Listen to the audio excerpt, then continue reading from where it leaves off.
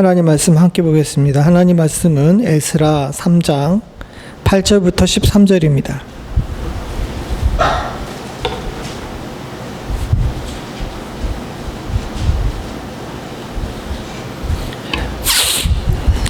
에스라 3장 8절부터 13절, 구약성경 714페이지입니다. 한 절씩 교독하겠습니다. 제가 먼저 8절 봅니다. 예루살렘에 있는 하나님의 성전에 이른 지 2년 둘째 달에 스알디엘의 아들 스룹바벨과 요사닥의 아들 예수아와 다른 형제 제사장들과 레위 사람들과 무릇 사로잡혔다가 예루살렘에 돌아온 자들이 공사를 시작하고 20세 이상의 레위 사람을 세워 여호와의 성전 공사를 감독하게 하매 예수아와 그의 아들들과 그의 형제들과 감미엘과 그의 아들들과 유다의 자손과 헤다 자손과 그의 형제 레위 사람들이 일제히 일어나 하나님의 성전군을 감독하니라. 건축자가 여호와의 성전의 기초를 놓을 때 제사장들은 예복을 입고 나팔을 들고 아삽 자손 레위 사람들은 제금을 들고 서서 이스라엘 왕 다윗의 규례대로 여호와를 찬송하되 찬양으로 화답하여 여호와께 감사하여 이르되 주는 지극히 선하시며 그의 인자하심이 이스라엘에 영원하시도다 하니 모든 백성이 여호와의 성전에 놓임 보고 여호와를 찬송하여 큰 소리로 즐거이 부르며 제사장들과 레위 사람들과 나이 많은 족장들은 첫 성전을 보았으므로 이제 성전의 기초가 놓임을 보고 대성통곡하였으나 여러 사람은 기쁨으로 크게 함성을 지르니 백성이 크게 외치는 소리가 멀리 들리므로 즐거이 부르는 소리와 통곡하는 소리를 백성이 분간하지 못하였더라. 아멘. 사실 오늘 본문은 지난주에 했던 본문과 함께 말씀으로 이렇게 설교를 준비했는데 너무 길 것 같아서 둘로 나눴습니다. 지난주도 설교가 그래서 조금 짧았는데 아마 오늘도 그렇지 않을까 하는 생각이 듭니다. 여러분들 양해해 주시기를 부탁을 드립니다. 왜 이걸 둘로 나누기가 힘드냐 하게 되면요, 두 개가 완전히 연결되어 있는 이야기이기 때문에 그렇습니다.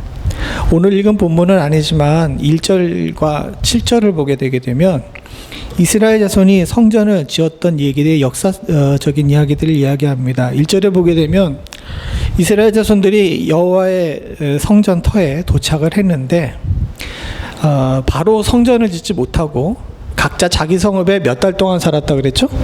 7달까지 살았습니다. 왜냐하면 가봤더니 너무 아무것도 없는 거예요. 상황이 너무 안 좋으니까 이 사람들이 거기서 모든 사람들이 다 거기까지 가지도 않고 중간에 세서 각자 자신의 성읍에 이제 자기의 원래 조상들이 살았던 고향으로 이제 가버린 거죠. 근데 가서 살아보는데 7째 달까지 살다 보니까 이대로는 안 되겠다라는 생각이 들어서 7째 달에 아마 정월회라고 이야기를 하는데 그때 다시 예루살렘에 다 일제히 모인 겁니다. 일제히 모여서 하나님께 우리가 다 지난주에 살펴봤던 것처럼 총각절을 지키면서 우리가 이대로는 있으면 안 되겠다라고 하면서 성전을 짓기로 작정을 했죠. 그래서 기초를 놓으려고 마음을 먹었습니다. 거기까지 이야기가 6절까지 이야기입니다. 그리고 나서 기초를 낳으려고 보니까 성전은 또 아무거나 그냥 막 지을 수 있는 건 아니잖아요. 재료가 필요하잖아요. 그래서 7절에 보게 되게 되면 이제 일꾼들을 부릅니다. 돈 주고 시돈 사람들과 두로 사람들을 불러요. 왜냐하면 그 당시 이스라엘 사람들에게는 저 돌과 나무를 다룰 수 있는 그런 능력이 없었습니다. 사실 솔로몬의 성전도 두로와 시돈에서 기술자를 불러다가 지었거든요. 그래서 이 사람들도 두로와 시돈에서 기술자를 부르고 그곳에서 재료를 이제 모아옵니다. 그래서 가장 좋은 나무이자 그 동네에서 구할 수 있는 건축 재료로서는 제일 좋았던 백향목을 레바논에서 요파 해변까지 했는데 이 지중해 연안으로 한 200km 정도 되는 거를 이제 바다로 실어 오게 되는 거죠. 그리고 그 건축 자재를 이제 예루살렘까지 산지까지 옮겨야 됩니다. 이게 쉬운 일이 아니겠죠. 그러니까 기초를 다시 세우겠다라고 마음먹은 게 도착한 지 7째 달이었는데, 저 재료를 다 모아가지고 공사를 시작한 때가 언제냐면 오늘 읽은 이 8절에 나와 있죠. 8절에 보게 되면 언제라 그럽니까? 예, 이른 지 2년 둘째 달에 라고 이야기를 합니다. 그러니까 재료를 모아가지고 다 실어 오르기까지 몇 년이 걸린 겁니까? 한 1년하고 10개월 정도 걸린 거죠. 1년 한 9개월 정도 이제 걸리게 된 겁니다. 그 일이 그렇게 쉬운 일이 아니었을 겁니다. 아까 전에 제가 말씀드린 것처럼 돈 주고 사오는 일들, 또 기술자들을 모아오는 일들, 그리고 조금 전에 말씀드렸던 것처럼 요바까지 실어와서 요바에서 예루살렘까지 그 나무들을 다 옮겨야 돼요. 왜냐하면 지금도 마찬가지지만 그 동네에는 나무가 별로 이렇게 쓸만한 나무가 별로 없기 때문에 저 나무가 아니면은 건축을 할 수가 없거든요. 그러니까 저 나무들을 다 옮겨야 됩니다. 돌들도 이제 돌산들을 깎아가지고 이제 돌들도 모아와야 되고 하는데, 이 기간에 2년에 가까운 기간 동안 이 일을 하는 일이 이들에게는 참 쉬운 일이 아니었겠죠. 힘들고 어려운 일이지만 이스라엘 백성들이 그래도 이대로는 있으면 안 되겠다 해서 이제 성전을 짓는 일, 성전의 기초를 쌓는 일을 열심히 합니다. 그리고 이런 가운데서 이제 기초를 닦는 일에 이제 준비가 다 끝나가지고 이제 공사를 도착한 지 2년 2개월 만에 이제 시작을 할 때에 제일 먼저 그곳에서 예배를 드리게 되죠. 근데 이 예배 가운데 오늘 말씀의 제목처럼 세 가지 소리가 들립니다. 오늘은 이 세 가지 소리를 통해 가지고 하나님 앞에 나아가는 우리의 자세에 대해 살펴보려고 해요. 조금 전에 말씀드린 것처럼 거의 2년에 가까운 열심히 일했던 힘든 일들이 끝나고 이제 성전을 짓는다 그러니까 이들이 너무 감사하고 기대되는 마음들이 있었겠죠. 그 가운데 우리가 지난주에 살펴봤듯이 그들이 배웠어요. 오자마자 예배 안 드렸던 것들이 이제 잘못된 것임을 깨달았거든요. 그래서 이 성전을 지을 때는 예배부터 드리자 해서 예배를 드리게 되는데, 그것을 예배를 드리면서 세 가지 감정이 이제 충돌하게 되는 거죠. 그것이 더 목소리로 나오게 됩니다. 우리도 교회 일할 때 그렇습니다. 교회 나와서 예배 드리는 일, 좋은 일이죠. 근데 여러분들 생각을 해보십시오. 우리 교회에 한 20-30명 정도가 모여서 주일날 예배를 드린다고 합시다. 어떤 분은 기쁨으로 나와서 기쁨의 찬송을 드리며 기쁨의 예배를 드립니다. 근데 어떤 분들은 한없이 슬픈 마음을 가지고 하나님께서 나를 위로해 주시기를 간절한 마음으로 바라면서 슬픈 마음으로 예배 드리시는 분들도 있습니다. 또 어떤 분들은 뚱한 마음으로 이렇게 와가지고 그냥 억지로 끌려오는 경우도 없지 않아 있죠. 이 모든 일들 사람들이 모여서 합쳐서 드리는 것이 예배입니다. 그런데 우리가 한 가지 기억해야 될 것이 있는데, 신앙생활도 그렇고 또 우리 개인의 영적 생활에서도 그렇고 우리가 우리의 감정대로 나오는 소리를 절제하지 않게 되게 되면 그것은 때로는 허물이 될 수도 있어요. 여기 나오는 세 가지 소리, 그 중에 2가지 소리가 나쁘다는 것은 아닙니다. 이 소리들이 다 있어야 됩니다. 그리고 그 소리들로 인해서 주시는 하나님의 은혜와 축복도 분명히 있죠. 그러나 우리의 감정과 우리의 소리를 때에 따라서 절제할 줄도 아는 것이 하나님의 역사를 위해 좋은 일이라는 사실, 또 우리의 영적인 성장을 위해 긍정적이라는 사실을 우리가 알아야 됩니다. 그런 의미에서 나오는 세 가지 목소리, 첫 번째 목소리가 뭐였냐면 기쁨의 함성 소리예요. 기쁨의 함성 소리. 오늘 본문에 보게 되면 11절에 이제 찬송하는 소리가 쭉 들립니다. 11절에 찬양하며 예배를 드려요. 그리고 나서 12절에 2가지 소리가 충돌합니다. 제사장들과 레위 사람들과 나이 많은 족장들은 첫 성전을 보았으므로 그 이 성전의 기초가 놓임을 보고 대성통곡하였으나 여러 사람들은 기쁨으로 크게 함성을 지르니 라는 이야기가 나옵니다. 네, 여기 나와 있는 여러 사람이 그 히브리어 얘기를 들어보게 되면 보통의 사람들이란 뜻입니다. 무슨 얘기냐 하게 되면 여기 제사장들과 레위 사람들과 족장들하고 보통의 사람들이 구분이 되어 있는 거예요. 우리가 한 가지 여기서 생각을 해보실 게 있습니다. 제가 아까 전에 말씀드렸듯이 재료를 모아 왔어야 됐습니다. 그럼 여러분들 생각해 보십시오. 돌을 기술자들이 반듯하게 만들어서 떠와요. 그럼 이 돌을 옮기는 건 누가 해야 됩니까? 예? 그렇죠. 백성들이 해야 되죠. 요바까지 나무가 왔어요. 그 나무를 끌고 산꼭대기에 있는 예루살렘까지 끌고 와야 되고, 그럼 누가 해야 돼요? 제사장들과 레위인들과 나이 많은 사람들이 하지 않았을 거 아닙니까? 그러니까 여기 나와 있는 여러 사람들은 바로 그 공역에 동원됐던 사람들을 뜻하는 거예요. 이들은 수고하고 땀 흘렸습니다. 직접적으로 땀을 흘린 거예요. 교회를 짓기 위해서, 성전을 짓기 위해서 자신이 직접 수고해서 땀 흘리고 피 흘리고 때로는 사고도 당하고 고통당하면서 상처 입으면서 그 일을 감당했던 겁니다. 그랬던 사람들이 이제 자신의 했던 일들의 열매를 맺고 건축을 시작한다 그러니까 기뻐요, 안 기뻐요? 기쁘죠. 저건 당연한 겁니다. 사실 기쁨은 수고한 사람들이 부를 수 있는 노래예요. 여러분들이 오늘 저녁에 이제 해가 떨어진 다음에 교회로 오셔가지고 발견을 못 하셨을 텐데, 요즘은 좀 해가 좀 빨리 떨어지죠. 오늘 아침에 좀 굉장히 뜻밖의 사람과 뜻밖의 분과 하루를 함께 했습니다. 오늘 에어컨을 고쳤어요. 이제 드디어 파트가 와가지고 에어컨을 고쳤는데, 에어컨 고치는 중에 우리 교회 한 성도님이 두 분이, 남편과 아내 되시는 두 분이 이렇게 오더니, 목사님 저 나무 좀 잘라야 되겠는데 해도 될까요? 라고 물어보시더라고요. 그래서 하시라고 그랬더니, 저 교회 시그널을 가리고 또 이제 나무가 너무 웃자라가지고 이제 부러졌던 게 너무 꼴보기가 싫으셨던 거예요. 그래서 아침에 10시쯤 오셔가지고 저녁에 4시 반까지 하루 종일 그 나무를 자르셨습니다. 그러면서 가시는데 얼굴이, 대학교 때 그 일을 하셨으니 얼마나 피곤해요. 땀 뻘뻘 흘리면서 하셨는데, 그 가시면서 돌아가는 얼굴이 내가 그동안 이 교회에 등록한 이후에 항상 마음에 두고서 걸렸던 일을 오늘 해결했다는 그런 기쁨의 상쾌함이 그분의 얼굴에 있더라고요. 오늘 말씀을 준비하면서 그분 얼굴이 확 떠올랐습니다. 바로 지금 저 사람들이 그런 얼굴이지 않았을까 하는 생각이 드는 거예요.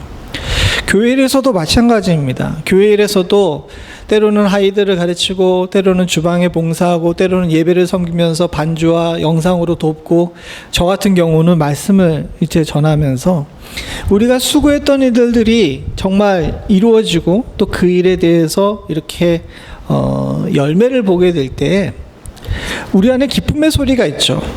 그러니까 저 기쁨의 소리는 참 감사하고 좋은 소리예요. 수고하지 않은 자는 기뻐할 자격이 없습니다. 그러나 수고하고 땀 흘렸기 때문에 그 기뻐하고 즐거워하는 감정이 우리 가운데 있게 되는 겁니다. 사랑하는 성도님들, 우리가 우리 인생 속에서도 마찬가지고 우리 신앙생활 속에서도 마찬가지고요. 여러분들과 저의 삶 속에서 기쁨의 함성 소리가 항상 넘칠 수 있는 축복이 있기를 간절히 소원합니다. 이것이 우리 안에 있어야지 돼요. 왜냐하면 요즘에는 많은 분들이 신앙생활도 그렇고, 신앙생활뿐만 아니라 우리의 삶에서도 무임승차하려는 경우가 많이 있습니다. 그냥 흘러가는 대로 살지라고 하면서 적당히 넘어가는 거죠. 근데 적당히 넘어가서 7개월을 살아봤더니 성전도 안 지어지고 자신의 삶들도 망가지는 걸 이 사람들은 봤어요. 그러니까 자신의 생업들을 내려놓고 열심을 다해서 1년 8개월 동안, 9개월 동안 열심을 다해 주의 일을 합니다. 자신의 생업도 하지만 자신의 생업의 일정 부분을 덜어서 돌을 지고 나무를 져가면서 저 일을 감당하게 되는 거죠. 그럴 때에 말씀에서 나온 것처럼 기쁨으로 단을 거두는 일들이 우리 가운데 분명히 일어나게 될 줄로 믿습니다. 신앙생활에 있어서도 마찬가지입니다. 교회 봉사하는 거 힘들고 어렵죠. 주께 나와 예배드리는 일 쉬운 일은 아닙니다. 사랑하는 성도님들, 그러나 우리가 분명히 기억해야 될 것이 있는데, 우리가 주님 앞에 수고하고 땀 흘린 것만큼 기뻐하고 즐거워할 수 있는 축복이 있을 줄로 믿습니다. 모든 선교사님들이 다 그런 것은 아니지만 적어도 여러분들은 우리 교회 방문하셨던 필리핀의 오정윤 선교사님이나 박바오 선교사님을 보셨을 겁니다. 저는 오정현 선교사님이 오셨을 때 많은 걸 배웠어요. 그분의 삶이 만만치가 않았습니다. 사랑하는 아내의 다리는 점점 망가져 가고요. 자식들은 필리핀의 열악한 교육 환경 속에서 도대체 제대로 어떻게 가르칠까 고민도 많이 하셨다고 합니다. 뿐만 아닙니다. 사역지에서 귀한 열매가 있는 것 같고 학교는 제일 커지는 것 같지만 때때로 한 번씩 반군의 폭풍이 몰아칠 때마다 학교가 문을 닫고 애들이 흩어지고 선생님들이 멀리 도망가 버립니다. 다 쌓아놨는데 누가 마치 블럭을 쌓아놨는데 옆에 있는 아이가 와가지고 유치원 아이 때 옆에 있는 아이가 와가지고 툭 쳐가지고 블럭을 다 무너뜨리는 것 같은 그런 일들을 수차례 겪었어요. 그럼에도 불구하고 모든 사람들이 거기서 나오라고 이야기하는 그 지역에서 대한민국 정부에서 여행 가지 말라고 이야기하는 7군데 중에 한 군데인 그곳에서 자신의 삶을 불태웁니다. 그리고 여러분들이 다 보셨던 것처럼 여기 와서 선교사님이 말씀을 전하시고 일주일 가까운 기간 동안 사는 동안 선교사님 얼굴 찡그리는 것을 한 번도 보지 못했어요. 왜 그렇게 하실 수 있는가라는 것을 곰곰이 생각해 봤더니 선교사님은 확신이 있었던 겁니다. 내가 이 땅에서 수고하고 땀 흘린 것, 내가 헌신하고 주 앞에 충성했던 것 하나님께서 갚아주시리라는 것에 대한 확신이 있었던 겁니다. 그러니 그 어느 곳에 가서든지 당당하고 기쁘게 살 수 있었죠. 선교사님은 여기 와서도 굉장히 여유로우셨습니다. 남의 집에 머물고 먼 타향에 있음에도 불구하고 전혀 남의 집에 없는 것처럼 그렇게 행동하셨어요. 제가 선교사님 두 분을 모시고 식사를 하러 간 자리가 있었습니다. 식당에 가서 먼저가 앉아 있는데 이제 선교사님 네 분이 들어오시죠. 근데 이 선교사님이 너무 노칼레이징한 모습으로 오시는 거예요. 그러니까 보통 이제 담임 목사가 이제 파송교회 담임 목사가 이렇게 함께 식사하자 그러게 되면 좀 단정하게 입고 오실 수도 있는데 그냥 그 티 하나 입으시고 이렇게 오시더라고요.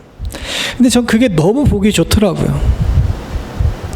어디를 가든지 여유 있고 어디를 가든지 당당하고 어디를 가든지 기쁨이 넘치는 겁니다. 특별히 공유자 선교사님은 자신의 다리를 저는 것이 내가 너무 안타까워가지고 차마 얼굴도 보지 못하고 또 주제로도 못 꺼내놓고 있는데 식사계 자리에서 선교사님이 본인의 다리를 가지고 농담을 하시더라고요.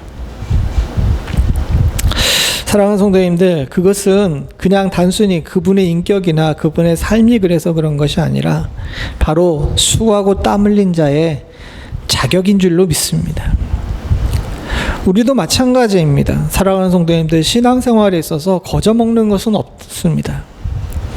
여기 그냥 여러 사람이라고 나와 있던 일반의 백성들, 돌을 지고 나무를 끌었던 이 사람들의 이 기쁨의 소리는 자신의 수고하고 땀 흘린 것에 대해서 기뻐하고 즐거워하는 것이사 하나님께서 주시는 상급에 대한 바람이자 소망인 줄로 믿습니다. 우리도 그런 은혜가 있기를 간절히 소원합니다. 근데 반대 소리도 있었습니다. 반대의 소리는 오늘 본문에 우리가 조금 전에 읽었던 본문에 나와 있지만 통곡하는 소리였어요.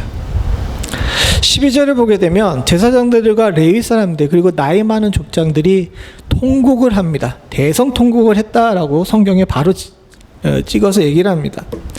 이 사람들은 이 기쁨의 날, 모든 사람들이 수고하고 땀 흘린 자들이 다 즐거워 노래 부르는 이날 왜 대성통곡을 했습니까? 성경에 딱 이야기를 하죠. 왜 대성통곡을 했다고 이야기합니까? 첫 성전을 보았기 때문입니다. 과거에 아름다웠던 그 성전, 돌과 돌 사이를 금으로 마감하고 성전의 앞에 정말 무게를 잴 수 없을 만큼 크고 웅장한 녹기둥을 2개를 세우고 가장 아름다운 돌로 가장 귀한 나무로 깎고 다듬어서 세웠던 그 성전을 기억하고 있는데 여기 몇 명 안 되는 사람들이 모여가지고 초라하게 성전을 짓기를 위해서 털을 잡는 모습을 보면서 이 제사장들과 레위 사람들 많은 족장들은 웁니다. 너무 초라해서 우는 것도 있지만 과거에 대한 후회죠. 왜? 저들이 그 귀한 성전이 귀한 줄 몰랐고 저들이 있었던 그 복된 삶이 복인 줄로 몰랐고, 자신들이 누리고 있었고 자신들이 마음껏 향유할 수 있었던 그 귀한 신앙생활이 소중한 것이라는 사실을 모르고 우상을 숭배하고 하나님을 멀리하고 이웃에게 강포히 행하고 더불어 예배하는 일을 게을리했기 때문에 그 귀하고 좋았던 것을 다 잊어버리고 이제 초라하게 시작해야 된다는 일들이 너무 후회가 됐기 때문에 그런 겁니다. 이들의 대성통곡은 이유가 있었습니다. 자신들의 잘못이 기억이 났던 거예요. 그리고 자신들의 행위가 옳지 않았음에 대한 후회가 거기 담겨져 있습니다. 이게 나쁜 걸까요? 아닙니다. 사랑하는 성도님들, 여러분들이 몇 주 안 됐지만 에스라를 저와 함께 지금 1장서부터 3장까지 쭉 보시는데 에스라 내내 강조하고 있는 것이, 그리고 반복되고 있는 단어가 있었습니다. 그게 뭐냐면요, 규례대로예요. 규례대로. 그러니까 전에 이제 열왕기, 역대기의 언어로 하게 되면 말씀대로죠. 이 사람들이 깊이 박혀 있는 겁니다. 우리가 왜 망했는가 원인을 찾아봤더니 하나님의 말씀대로 안 살았던 거예요. 이 규례대로 안 했던 겁니다. 그래서 다시 돌아와서는 하나님의 말씀대로 규례대로 행하려고 무진장 노력을 합니다. 그래서 여기서 찬송하고 노래 부르는데도 규례대로 합니다. 우리가 10절을 보죠. 10절에 뭐라고 얘기를 합니까? 10절에도 뭐라고 얘기를 하죠? 건축자가 여호와의 성전에 기초를 놓을 때 제사장들이 예복을 입고 나팔을 들고 아삽 자손 레위 사람들은 제금을 들고 서서 이스라엘 왕 다윗의 규례대로 여호와를 찬송하되라고 이야기를 합니다. 문맥상 볼 때 제금을 들고 여호와를 찬송하되라고 이야기를 하면 돼요. 근데 굳이 거기에다가 사족을 붙이는데 뭘 붙입니까? 규례대로예요. 규례대로. 말씀대로예요. 자신들이 제대로 똑바로 살지 않았기 때문에 가지고 있었던 모든 것들을 잃어버렸던 것들이 너무 원통했던 겁니다. 그래서 하나님 앞에 대성통곡하고 우는 것이죠. 이걸 성경에서 다른 부분에선 뭐라고 표현하냐면 자복하고 회개하다라고 이야기를 합니다. 사랑하는 성도님들, 신앙생활 중에서는 기쁨의 소리도 넘쳐야 되지만 저 자복하고 회개하는 소리, 대성통곡의 소리도 있어야 됩니다. 오늘 새벽에도 우리가 새벽 예배 드리면서 권사님과 나눴지만 어떻게 우리가 인간인데 매일매일 하나님의 마음에 드는 일만 행동하겠습니까? 죄를 짓죠. 죄를 짓고 자꾸 잘못을 반복합니다. 그때 그 일에 대해서 전혀 양심의 가책이 없이 그저 지나가는 하루처럼 대하는 것은 신앙인의 자세가 아닙니다. 자신이 잘못했던 것들에 대해 돌아보고 하나님 앞에 회개하고 하나님께 울면서 하나님 잘못했다라고 이야기하는 것, 이건 굉장히 중요합니다. 제사장들과 레위 사람들 그리고 족장들은 일반의 백성들과 위치가 달랐어요. 일반의 백성들은 자신이 수고하고 땀 흘린 것에 대해서 기뻐할 수 있었지만 백성이 지도자 된 자들에게 있어서는 과거에 대한 후회와 앞날에 대한 걱정, 그리고 앞으로 어떻게 살아야 되겠다는 결단이 필요했던 겁니다. 그래서 그들은 울 수밖에 없었어요. 과거가 너무 아쉬워서 울었고요. 미래는 내가 이렇게, 그리고 우리의 백성이 이렇게 살아야 되겠다는 결단의 울음이었습니다. 조금 전에 말씀드린 것처럼 에스라는, 그리고 뒤에 오는 느헤미야는 지속적으로 규례라는 것을 강조합니다. 말씀대로 사는 걸 강조해요. 말씀대로 살지 않았을 때 저들은 에스라도 그랬고 느헤미야도 그렇고 몇 번씩 종교개혁을 행합니다. 사랑하는 성도님들, 우리 교회가, 또 우리 현대의 교회가 이 하나님 앞에 자복하는 마음으로 울면서 기도하는 것을 잃어버려서는 안 될 줄로 믿습니다. 특별히 지도자 된 자들들, 여기 나온 제사장들과 레위 사람들과 족장들처럼 교회의 리더 된 자들은 항상 겸손한 자세로 엎드려 울며 하나님을 부르고 하나님을 찾을 줄 아는 지혜가 우리 가운데 있어야 될 줄로 압니다. 이걸 잃어버리게 되면, 울며 기도하는 것들을 잃어버리게 되게 되면 방종하게 되고 후회를 다시 쌓게 되고 더 나아가서 가지고 있던 것들을 잃어버리게 된다는 사실을 우리가 잊지 않아야 될 줄로 믿습니다. 근데 한 가지 주의해야 될 사실이 있어요. 기뻐하는 소리도 통곡하는 소리도 꼭 필요하고 좋은 소리라는 것을 저와 여러분들이 지금 함께 나눴는데, 이 좋은 소리도요, 사랑하는 성도님들, 때에 따라 절제가 필요합니다. 절제가 없게 되게 되면 어떻게 되냐면, 우리가 13절을 같이 한번 읽어보죠. 같이 봅니다. 백성이 크게 외치는 소리가 멀리 들리므로 즐거이 부르는 소리와 통곡하는 소리를 백성이 분간하지 못하였더라. 이 즐거이 부르는 소리는 기쁜 소리고 통곡하는 소리는 대성통곡의 소리죠. 근데 이게 섞이니까 어떻게 됩니까? 멀리서는 뭘로 들려요? 여기 백성이 분간하지 못하였더라 라고 이야기를 하는데, 물론 다른 성경이긴 하지만 좀 의역한 성경에서는 멀리서는 소음처럼 들렸다라고 얘기가 나오게 됩니다. 기쁨의 소리도 중요하고 좋은 소리고 대성통곡의 소리도 꼭 필요하고 우리들에게 반드시 있어야 될 소리지만, 이것이 절제되지 못하고 한꺼번에 울리게 되게 되면 뭐가 되냐면요, 소음이 되는 거예요. 사실 여기에는 제일 큰 문제가 있습니다. 무슨 문제가 있냐면요, 이 사람들도 여기에 모여가지고 지금 하고 있는 것이 뭡니까? 우리가 8절서부터 10절에 봤잖아요. 8절에서 건축을 하고, 조금 전에 우리가 봤었던 10절에서 보게 되면, 10절, 11절에서 보게 되면 예배를 드리고 있었던 거거든요. 예배의 핵심이 되는 소리가 뭐냐는 거죠. 기쁨의 소리도 대성통곡의 소리도 개인에게는 꼭 필요한 소리이지만, 예배의 핵심이 되는 소리는 여러분들 감사의 찬송 소리입니다. 이게 주도가 돼야 되는 거예요. 근데 이들은 지금 예배를 드리러 감사의 찬송 소리가 넘치는 자리에 와가지고 개인의 소리, 기쁨의 소리와 대성통곡의 소리를 하고 있어요. 그러니 바깥에서 볼 때는 그게 뭘로 들립니까? 소음으로 들리는 거예요. 말씀을 조금 더 구체적으로 보죠. 10절에 보니까 건축자들이 여호와의 성전에 기초를 놓을 때 제사장들이 예복을 입고 나팔을 들었어요. 저 예복을 입고 나팔을 든다는 것이 그냥 저렇게 나와 있는데, 사실은 제사장이 예복을 입고 나팔을 들었다는 것은 뭐냐면 예배를 시작한다는 겁니다. 제사장들이 평상시에는 예복을 입을 수가 없어요. 제사를 드릴 때만 예복을 입을 수가 있거든요. 그리고 예복을 입고 나팔을 불었다는 것은 나팔을 불면서 예배의 시작을 알리는 겁니다. 우리로 얘기하게 되면 주일 예배 때에 송영 또는 우리 고집사님이 하고 계시는 앞에 나와서 부르는 찬송이 바로 나팔 소리예요. 그 지금 정식으로 지금 예배를 드리고 있는 겁니다. 그래서 레위인들도 뭐합니까? 성가대로 찬송 준비하는 거예요. 반주가 나오고 노래를 부르고 있는 겁니다. 그래서 그걸 재금을 들었다라고 이야기를 합니다. 그리고 뭐라고 합니까? 여호와를 찬송하되 라고 이야기를 합니다.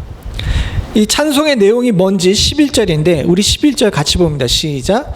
찬양으로 화답하며 여호와께 감사하여 이르되 주는 지극히 선하심으로 그의 인자하심이 이스라엘에게 영원하시도다 하니 모든 백성이 여호와의 성전에 기초 놓임을 보고 여호와를 찬송하며 큰 소리로 즐거이 부르며.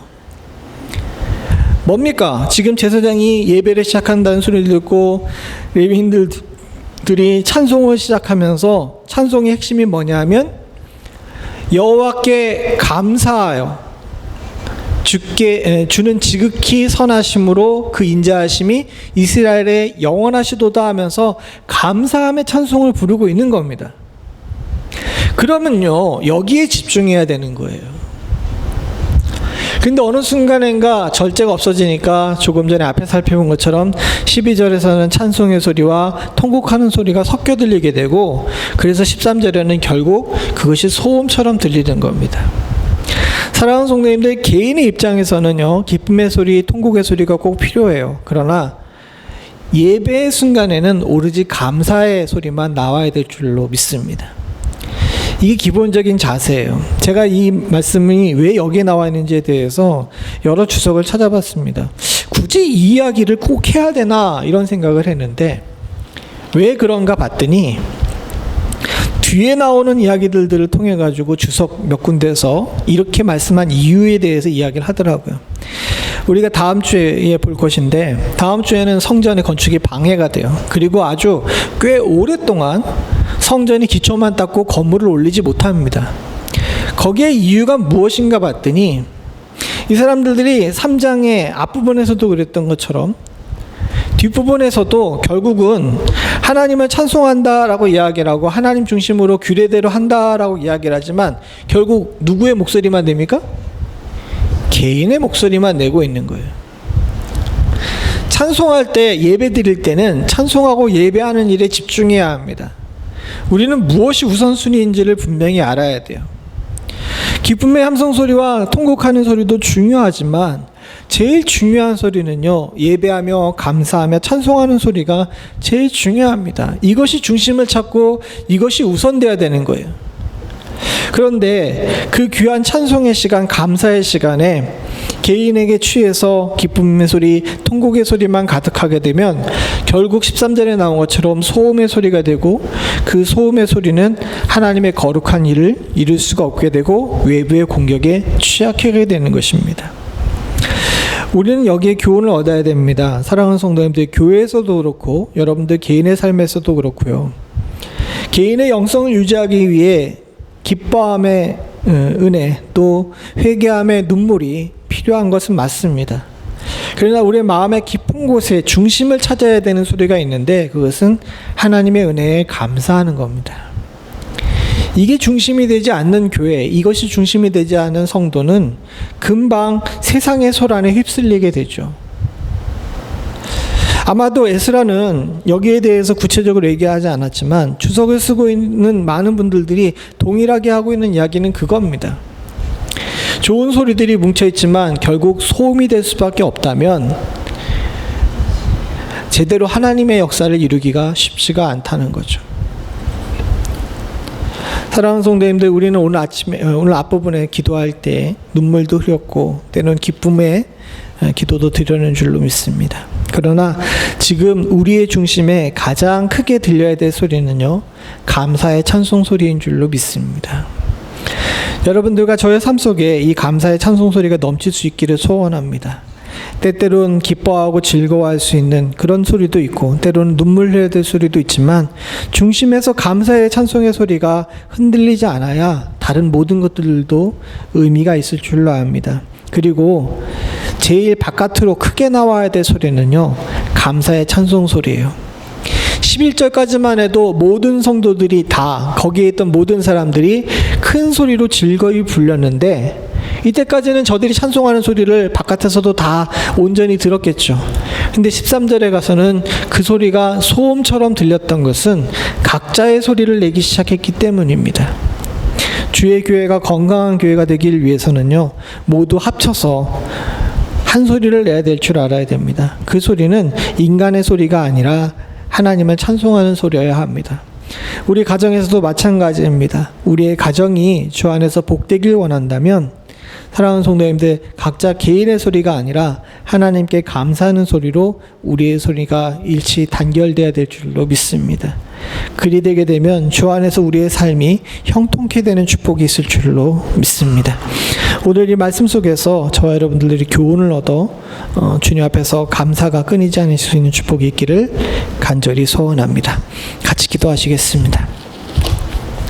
하나님 아버지, 우리에게 기쁨의 소리를 주셔서 우리의 수고와 흘린 땀을 주께서 상급으로 면류관으로 주실 것에 대한 소망을 갖게 하심을 감사드립니다. 바라고 소원하기는 내가 매일 기쁘게 주의 순례길을 행할 수 있는 축복을 허락하여 주시사 하나님께서 주실 복을 향하여서 당당히 살아나갈 수 있는 저희들 되게 하여 주시옵소서. 그러나 때로 뒤를 돌아보게 되면 똑바로 걷지 못했던 저희들의 걸음과 발자국들이 보임을 주께 고백합니다. 하나님 아버지, 회개의 눈물도 우리 가운데 있어서 하나님 우리의 길을 조심할 수 있도록 주님 도와주시옵고 실족하지 않을 수 있는 축복을 허락하여 주시옵소서. 그러나 무엇보다도 중요한 소리가 우리 입술에서 나올 수 있기를 간절히 소원합니다.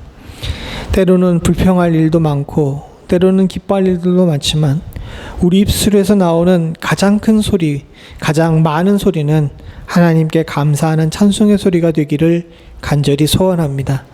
하나님 믿는 자로서의 소리, 감사의 찬송의 소리가 하나님 우리의 삶 속에서 끊이지 않게 하여 주시옵고, 특별히 주의 교회를 붙들어 주시사 사랑하는 주의 교회 멤피스 연합장로교회는 감사의 찬송 소리가 끊이지 않는 교회 될 수 있도록 주님 도와 주시옵소서. 각자 성도들의 삶 또한도 붙잡아 주셨기를 소원합니다. 사랑하는 성도들의 가정 가운데 또 일터 가운데 아버지 하나님 감사의 찬송 소리가 있기를 간절히 소원합니다. 때로는 이해할 수 없고 때로는 감당하기 힘든 일을 겪는다 할지라도 감사하고 찬송할 때 주의 인자하심과 선하심이 우리의 삶을 온전히 두를 줄로 믿습니다. 아버지 하나님, 급하게 마음 먹고 당장의 열매를 보며 살지 않을 수 있도록 주님 도와주시옵고, 도리어 받은 복을 세워보며 하나님께 날마다 감사하며 나갈 수 있는 저희들 되게 하여 주시옵소서. 모든 말씀 예수님의 이름으로 간절히 기도드리옵나이다. 아멘.